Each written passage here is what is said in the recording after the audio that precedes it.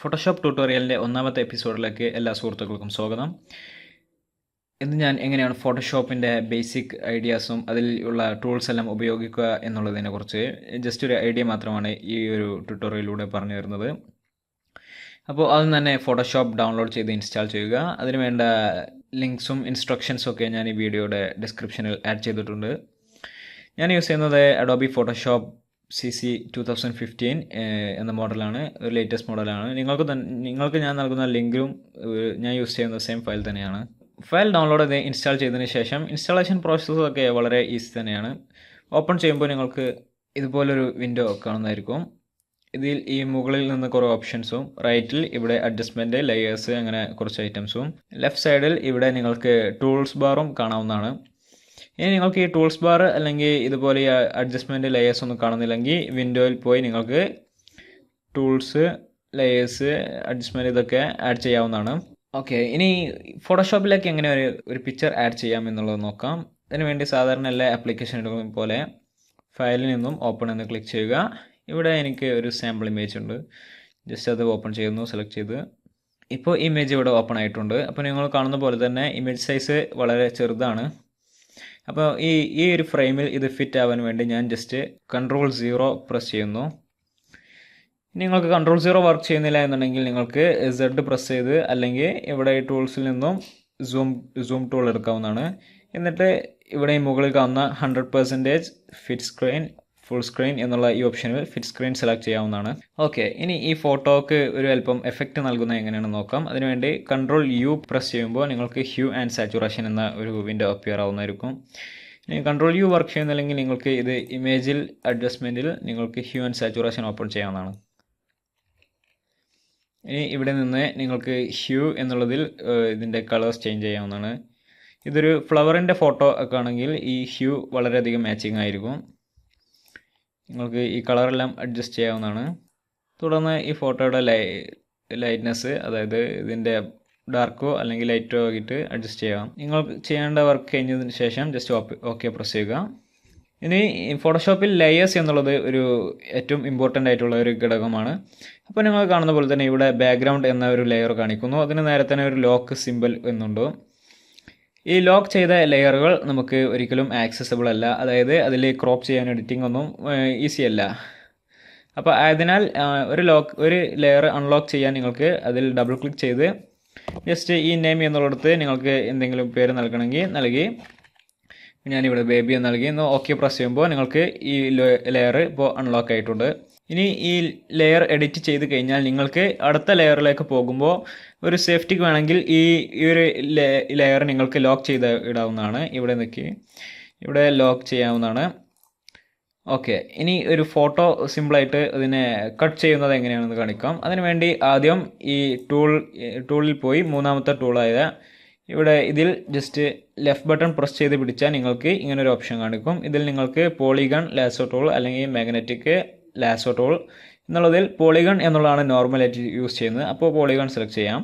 ഇനി നിങ്ങൾക്ക് Ctrl+ ചെയ്ത് സൂം ചെയ്യാവുന്നതാണ്. Ctrl+ വർക്ക് ചെയ്യുന്നില്ലെങ്കിൽ സൂമിംഗ് ടൂളായ ഈ Z കൊണ്ട് സൂമിംഗ് ടൂൾ സെലക്ട് ചെയ്ത് നിങ്ങൾക്ക് ജസ്റ്റ് ഇങ്ങനെ എവിടെ വേണ്ട വെച്ചാൽ അവിടെ ക്ലിക്ക് ചെയ്യാവുന്നതാണ്. സൂം ഔട്ടിനെ ഈ സൂം കീയിലാണെങ്കിൽ ആൾട്ട് പ്രസ് ചെയ്ത് പിടിച്ച് ജസ്റ്റ് ക്ലിക്ക് ചെയ്താൽ സൂം ഔട്ടും ആവുന്നതാണ്. ഓക്കെ, ഇനി ഈ ഒരു ഫോട്ടോ ഞാൻ ക്രോപ്പ് ചെയ്യുന്നത് എങ്ങനെയാണെന്ന് കാണിക്കാം. അതിനുവേണ്ടി ആദ്യം ഈ ക്രോപ്പ് ചെയ്യുന്ന ടൂൾ ലാസോ ടൂൾ സെലക്ട് ചെയ്യുക. എന്നിട്ട് വേണ്ട സ്ഥലത്തേക്ക് അത് സൂം ചെയ്യുക. അതിനുവേണ്ടി Ctrl+ കീ അമർത്തുക. തുടർന്ന് ഈ ക്രോപ്പിംഗ് സ്റ്റാർട്ട് ചെയ്യാം. സ്പേസ് യൂസ് ചെയ്ത് നിങ്ങൾക്ക് ഈ ഫോട്ടോ ഡ്രാഗ് ചെയ്യാവുന്നതാണ് ക്രോപ്പിങ്ങിൻ്റെ ഇടയിൽ തന്നെ. ഓക്കെ, ഇപ്പോൾ ഈ ഫോട്ടോ ഞാൻ ഇവിടെ ക്രോപ്പിംഗ് കഴിഞ്ഞിരിക്കുന്നു. ഞാൻ 2 എൻഡും ഇതിന് ടച്ച് ചെയ്തിരിക്കുന്നു. അപ്പോൾ നിങ്ങൾക്ക് ഇതുപോലെ തന്നെ ഒരു ഡോട്ട്സ് ഇങ്ങനെ മൂവിങ് കാണാവുന്നതായിരിക്കും. ഇപ്പോൾ നിങ്ങളുടെ ക്രോപ്പിംഗ് കംപ്ലീറ്റ് ആയിട്ടുണ്ട്. ഇനി നിങ്ങൾക്ക് ഈ ഒരു ഫോട്ടോ വേറെ ഒരു ഫോട്ടോയിലേക്ക് നിങ്ങൾക്ക് മൂവ് ചെയ്യണമെന്നുണ്ടെങ്കിൽ അതിനുവേണ്ടി നിങ്ങളുടെ രണ്ടാമത്തെ ഫോട്ടോ എവിടെയാണെങ്കിൽ അത് ഓപ്പൺ ചെയ്യുക. ഞാനിവിടെ ഒരു വാൾപേപ്പർ എന്നൊരു സാമ്പിൾ ഫോട്ടോ ജസ്റ്റ് ഇതിൽ ഓപ്പൺ ചെയ്തിരിക്കുന്നു. ഇനി ആദ്യത്തെ ഫോട്ടോയിലേക്ക് ഇവിടെ നിന്ന് മൂവ് ചെയ്ത് ഇവിടെ നിങ്ങളുടെ ഫോട്ടോ ഉണ്ട്. ഇപ്പോൾ ജസ്റ്റ് ഇതിൽ മൂവ് ചെയ്യുവാൻ ഇതിൽ ഇപ്പോൾ പോസിബിൾ അല്ല, കാരണം ഞാൻ ഈ ലെയർ സെലക്ട് ചെയ്തിട്ടില്ല. ഒരു ലെയർ സെലക്ട് ചെയ്യാതെ ആ ലെയറിനെ ഒരു ചേഞ്ചസും വരുത്താൻ സാധിക്കില്ല. അപ്പോൾ ഞാൻ ആ ലെയർ ആദ്യം സെലക്ട് ചെയ്യുന്നു.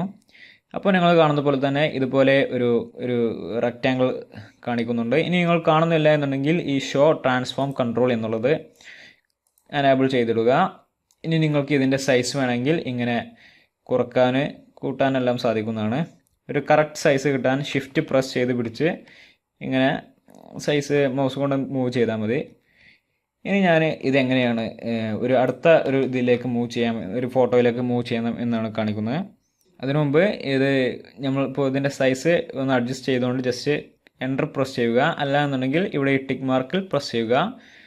അതിനുശേഷം ജസ്റ്റ് മൂവ് ചെയ്താൽ നിങ്ങൾക്ക് ഈ ഒരു ടാബിലേക്ക് ആ ഫോട്ടോ വന്നിട്ടുണ്ട്. കാണുന്ന പോലെ തന്നെ വളരെ ചെറിയ ഫോട്ടോ ആണ് ഇപ്പോൾ ഇതിലുള്ളത്. ഞാനതിനെ ഇവിടെ വെക്കുന്നു. ഇനി ഒരു ഫോട്ടോഷോപ്പിൽ എഡിറ്റ് ചെയ്ത ലുക്ക് ഇല്ലാതാക്കാൻ വേണ്ടി ഞാനതിനെ സൂം ചെയ്ത് അതിന് വേണ്ട എഫക്റ്റ് എല്ലാം നൽകുന്നു.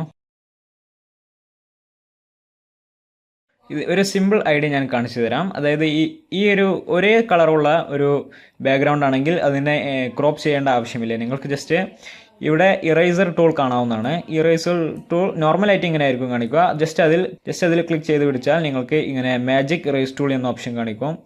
അത് സെലക്ട് ചെയ്യുക. അതിനുവേണ്ടി ഞങ്ങൾക്ക് സിമ്പിളായിട്ട് ആണെങ്കിൽ ഷിഫ്റ്റ് പ്രസ് ചെയ്താൽ ഇറേസർ ടൂൾ ഇങ്ങനെ ചേഞ്ച് ചെയ്യാവുന്നതാണ്. ഇതിൽ മാജിക് ടൂൾ എടുത്ത് വേണ്ട കളറിൽ ജസ്റ്റ് പ്രസ് ചെയ്താൽ ആ കളർ അങ്ങോട്ട് പോകും. അപ്പോൾ നിങ്ങൾക്ക് ബാക്ക്ഗ്രൗണ്ട് വളരെ പെട്ടെന്ന് തന്നെ കിട്ടുന്നതായിരിക്കും. ഇനി ഇങ്ങനെ ഈ ടൂൾ യൂസ് ചെയ്യാൻ പറ്റാത്ത സ്ഥലങ്ങളിൽ ജസ്റ്റ് നോർമൽ ഇറേസർ ടൂൾ കൊണ്ട് നിങ്ങൾക്ക് ഇങ്ങനെ ഒഴിവാക്കാവുന്നതാണ് ബാക്ക്ഗ്രൗണ്ട്. റൈറ്റ് ബട്ടൺ നോക്കി ഇതിൽ നിങ്ങൾക്ക് ഇറേസറിൻ്റെ സൈസും അതിൻ്റെ ഹാർഡ്നെസ്സും അഡ്ജസ്റ്റ് ചെയ്യാവുന്നതാണ്. ഓക്കെ, അപ്പോൾ നിങ്ങൾ കാണുന്ന പോലെ തന്നെ ഈ ഇമേജ് ഇവിടെ വന്നിട്ടുണ്ട്. നിങ്ങൾക്ക് വേണമെങ്കിൽ ജസ്റ്റ് ഈ മൂവിങ് ടൂൾ യൂസ് ചെയ്ത് ലെയർ സെലക്ട് ചെയ്ത് നിങ്ങൾക്ക് ആ ഇമേജ് എവിടെ വേണമെങ്കിൽ മൂവ് ചെയ്ത് കൊണ്ടുവെക്കാവുന്നതാണ്. ഇനി ഇതിനൊരു ഷാഡോ എഫക്റ്റ് കൊടുത്താൽ വളരെ നന്നായിരിക്കും. അതിനുവേണ്ടി ഞാൻ ജസ്റ്റ് ഈ ലെയറിൽ ഡബിൾ ക്ലിക്ക് ചെയ്യുന്നു. അല്ലെങ്കിൽ നിങ്ങൾക്ക് റൈറ്റ് ബട്ടൺ നോക്കി അതിൽ ബ്ലെൻഡിങ് ഓപ്ഷൻ സെലക്ട് ചെയ്യാവുന്നതാണ്. തുടർന്ന് ഡ്രോപ്പ് ഷാഡോ എന്നുള്ളത് സെലക്ട് ചെയ്താൽ നിങ്ങൾക്ക് ഇവിടെ ഷാഡോ കാണിക്കുന്നതായിരിക്കും. നിങ്ങൾ ഷാഡോയുടെ ആംഗിൾ എല്ലാം ഇവിടെ ചേഞ്ച് ചെയ്യാൻ പോസിബിൾ ആണ്.